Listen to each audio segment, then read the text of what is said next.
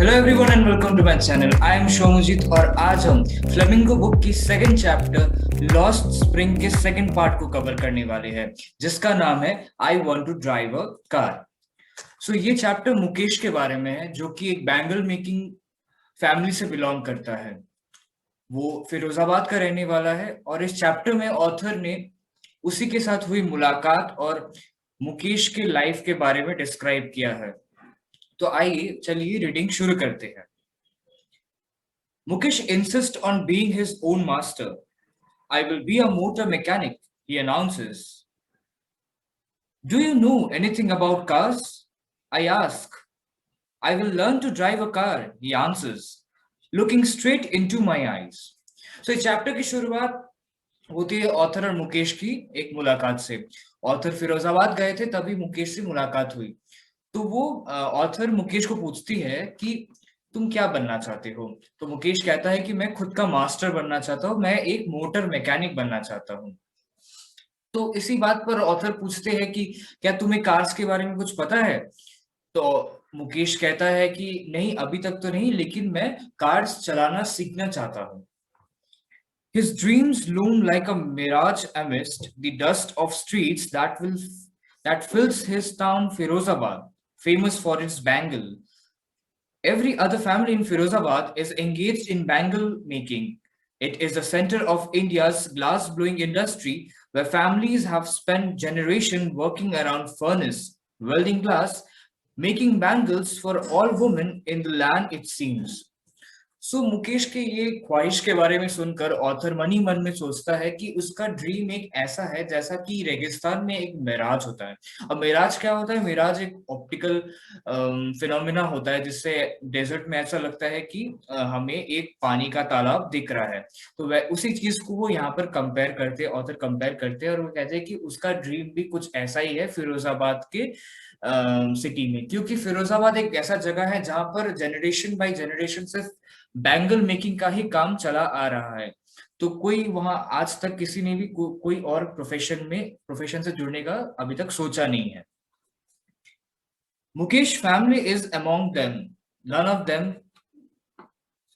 none of them knows that it is illegal for children like him to work in the glass furnaces with high temperatures in dingy cells without air and light, that the law, if enforced, could get him and all those 20,000 children out of the hot furnaces, where they slog their daylight hour, often losing the brightness of their eyes. So author कहते हैं कि मुकेश भी उन्हीं में से एक family से belong करता है कि जिन्हें चाइल्ड लेबर या फिर ये तक नहीं मालूम है, क्योंकि फिरोजाबाद में जो प्रैक्टिस चली आ रही है वो डायरेक्टली या फिर इनडायरेक्टली चाइल्ड लेबर का ही प्रैक्टिस है, क्योंकि वहां पर अराउंड 20,000 चिल्ड्रन है जो कि इस बैंगल मेकिंग प्रोसेस में इन्वॉल्व है।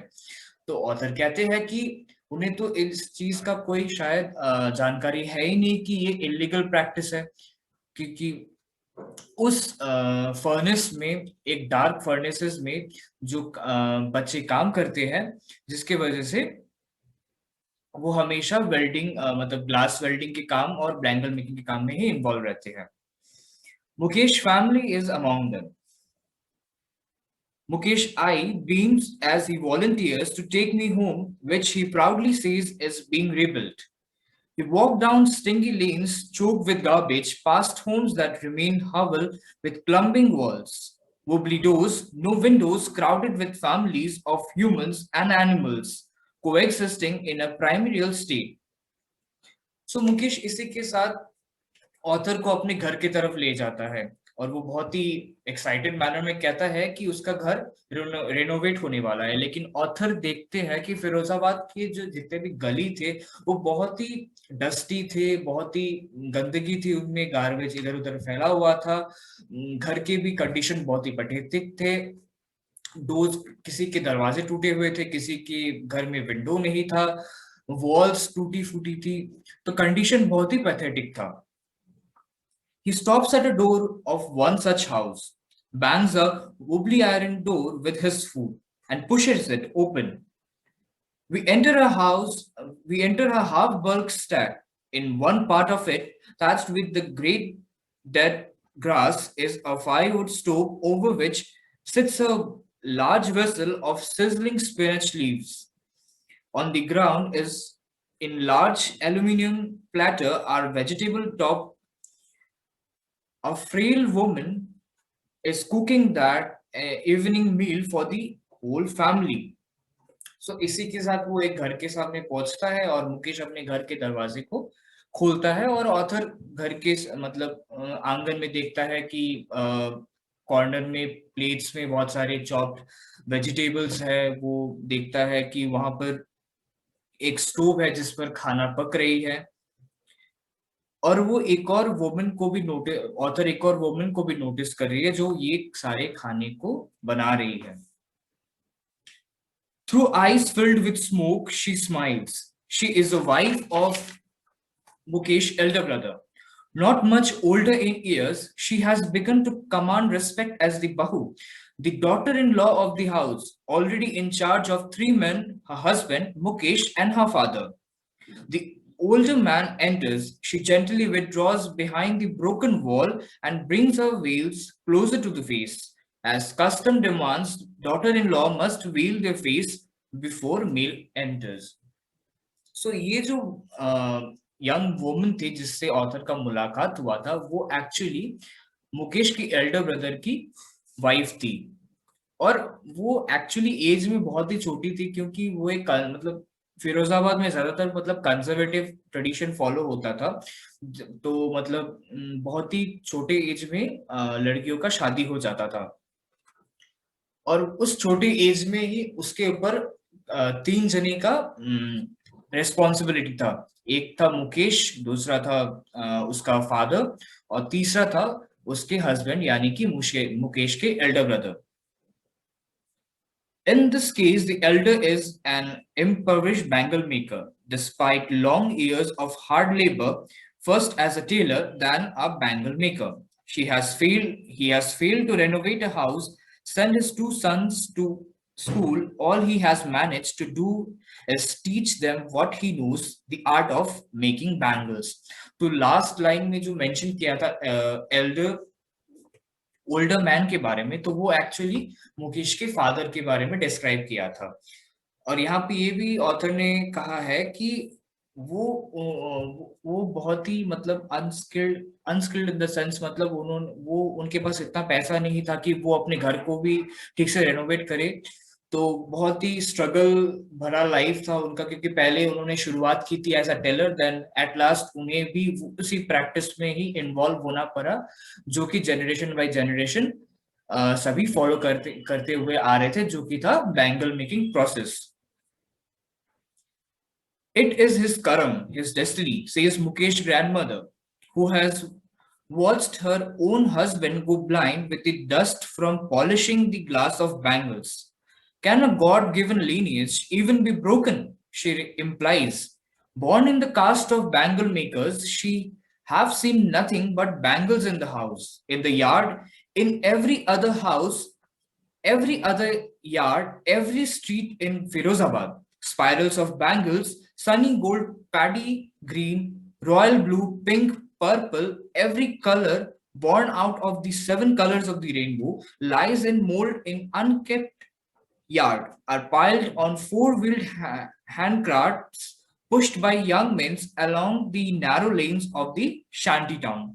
तो यहाँ पर ऑथर का बातचीत होता है उसके ग्रैंडमदर से, मुकेश के ग्रैंडमदर से। तो मुकेश की ग्रैंडमदर कहती है कि ये कुछ भी नहीं है, ये बस एक कर्म है क्योंकि ये भगवान का दिया हुआ एक अगर ये भगवान का दिया हुआ एक कर्म है जो जिसकी वजह से मतलब हम सभी इस बैंगल मेकिंग प्रोफेशन से ही जुड़े हुए हैं और इस चीज को कोई रिजेक्ट नहीं कर सकता है और इस चीज को कोई ब्रेक नहीं कर सकता है क्योंकि उन्होंने खुद अपने हस्बैंड को ब्लाइंड होते हुए देखा था इसी बैंगल मेकिंग फर्नेसेस मतलब उन बैंगल मेकिंग फैक्ट्रीज में काम करते करते, क्योंकि वो बहुत ही हार्श एक जगह होता है जहाँ की मतलब पूरा डार्क होता है, ना लाइट्स होती है, बस अंधेरा होता है और वो जो फर्नेस होती है उसकी बहुत ही ब्राइट लाइट जिसकी वजह से आंखों पे एक इफेक्ट पड़ता है और बहुत ही यंग एज पे लोग अपने आई साइट खो देते हैं।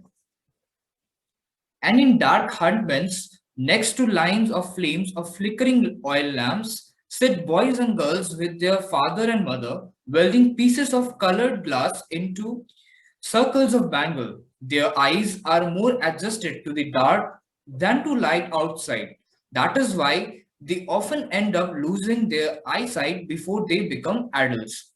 So एक और लाइन पहले वाले स्टैंजा में ऐड कर लो कि उसके ग्रैंडमदर ने ये भी कहा था कि बचपन से लेकर आज तक या फिर अभी तक उन्होंने बस बैंगल ही बैंगल देखे थे, जैसा कि मुकेश के घर के जो यार्ड था वहां पर भी तरह तरह की बैंगल्स बिछड़ी पड़ी हुई थी। मतलब हर एक कलर का, जितने कलर मतलब रेनबो में होते हैं उससे भी ज्यादा वेरिएशंस के बैंगल वहां पे थे।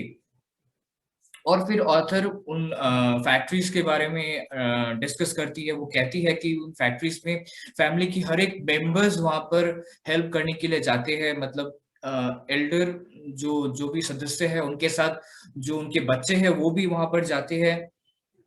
और ड्यू टू मैंने जैसा कि कहा कि वहाँ की जो हार्श सिचुएशन है और हार्श सर्कमस्टांसेस है और जो फैक्ट्री में हो रही जो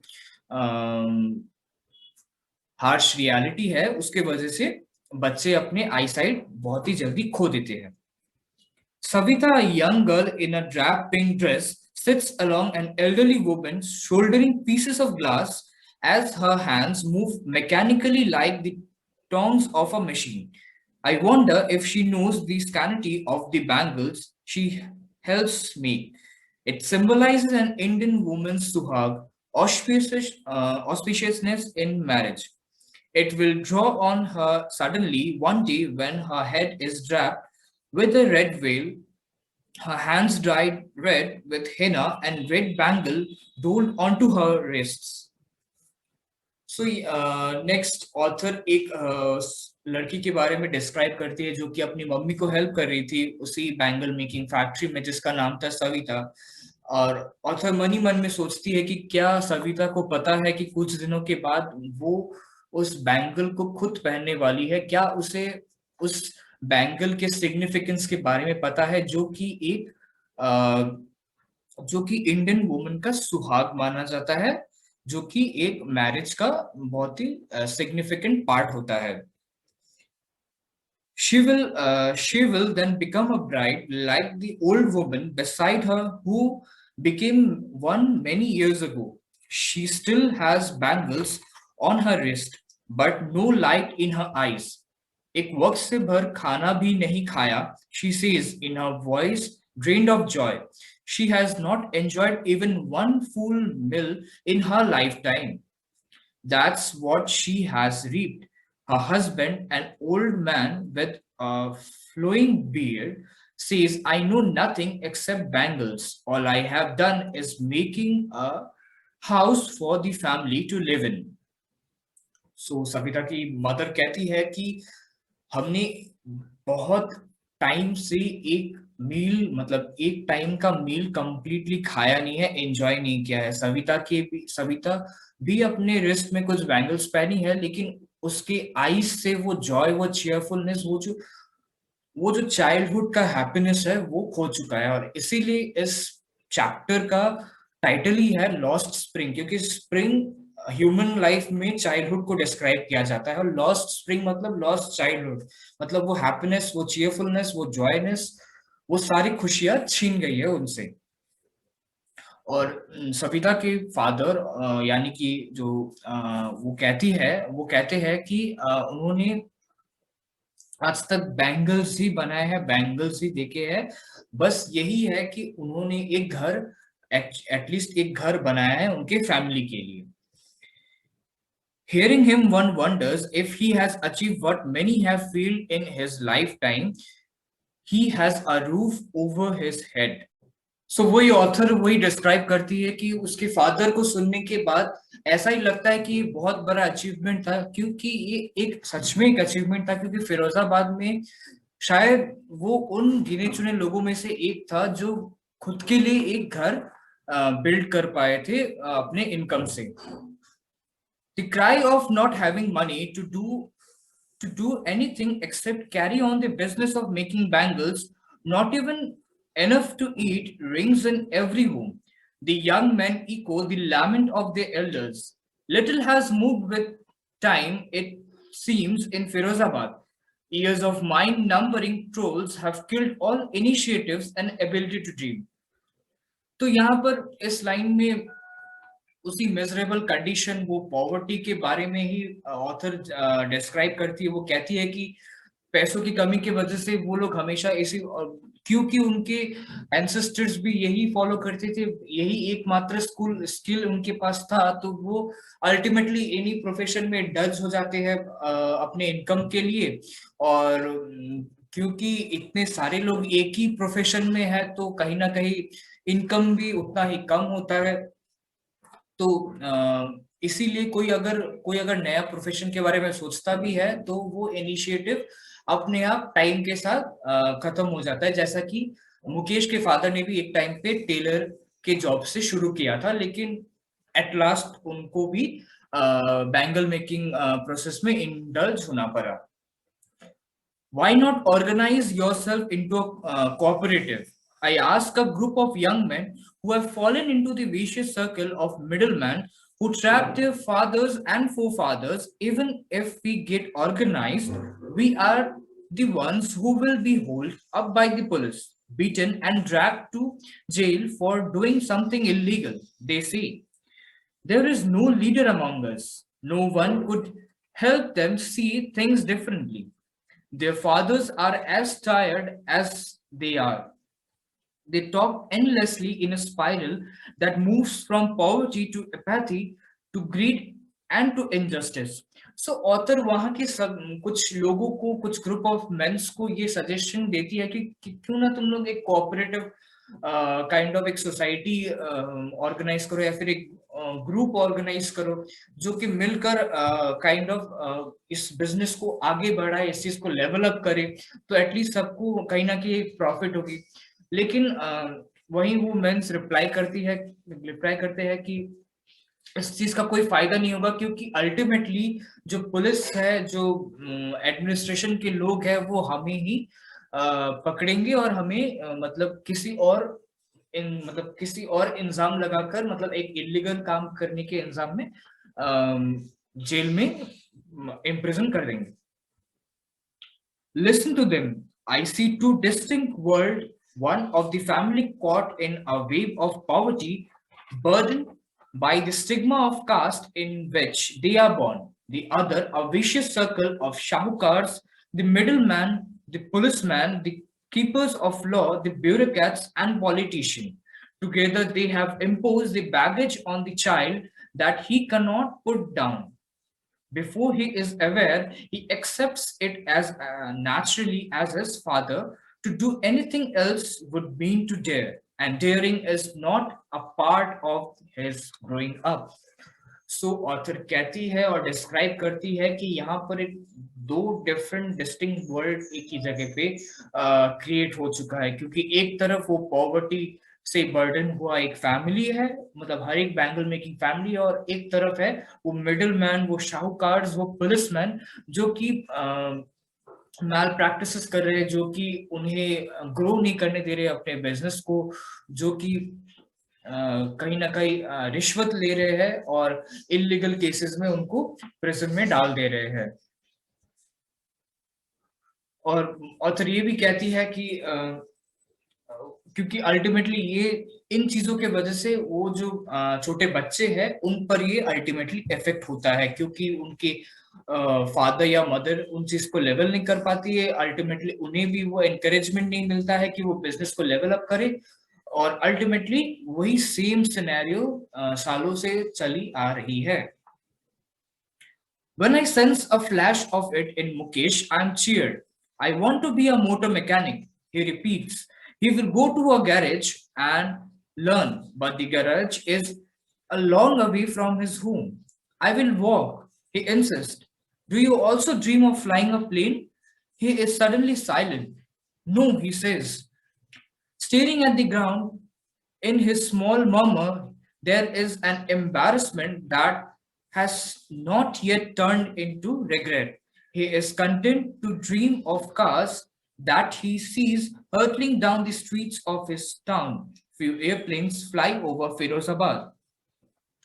सो ऑथर कहती है लेकिन मुकेश में कुछ अलग था। मुकेश में वो गट्स था, वो फीलिंग था कुछ अलग सोचने का, जो कि फिरोजाबाद के लोगों से वो कुछ अलग ड्रीम कर रहा था। वो ड्रीम कर रहा था अपना अपना खुद का मास्टर होने का।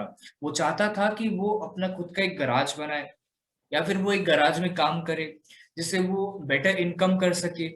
तो ऑथर कहती है कि गैराज तो यहाँ से बहुत दूर है। तो वो कहते हैं कि ठीक है, कोई प्रॉब्लम नहीं है, मैं पैदल चला जाऊंगा। तो इससे हमें ये पता चलता है कि वो क्यूरियस है, वो कुछ करना चाहता है, वो आगे बढ़ना चाहता है, ना कि वो उस सेम सिनेरियो में जिसमें उसके फैमिली मेंबर्स हो या फिर अदर नेबरहुड के हो या फिर फिरोजाबाद के जितने भी लोग हैं जो लोग उसी चीज में अभी तक फंसे हुए हैं, तो वो वहां से आगे बढ़ना चाहता है। तो तभी फिर से ऑथर फिर से क्वेश्चन करते हैं कि तुम सिर्फ कार ही चलाना चाहते हो, क्या तुम्हें कभी पायलट बनना, यानी कि तुम्हें प्लेन चलाने का कोई शौक नहीं है? तो उसी वक्त अचानक एक सेंस ऑफ एम्बैरेसमेंट आता है मुकेश की तरफ से, क्योंकि वो खुल के बताता नहीं है। वो कहता है कि मैं इसी में सेटिस्फाइड हूँ, मैं अगर कार चला लूँ वही बस है। तो हमें ये समझ में आता है कि कहीं ना कहीं वो चीज फिर भी उसके दिमाग में है कि वो बड़े सपने नहीं सोच सकता है, वो बड़े सपने को टारगेट नहीं कर सकता है। तो इसीलिए काइंड ऑफ उसके ड्रीम्स भी लिमिटेड हो चुके हैं। सो इसी के साथ ये एंटायर चैप्टर पार्ट 1 पार्ट 2 ये खत्म होते हैं इस वीडियो के साथ। आई होप आपको पसंद आया होगा एक्सप्लेनेशन।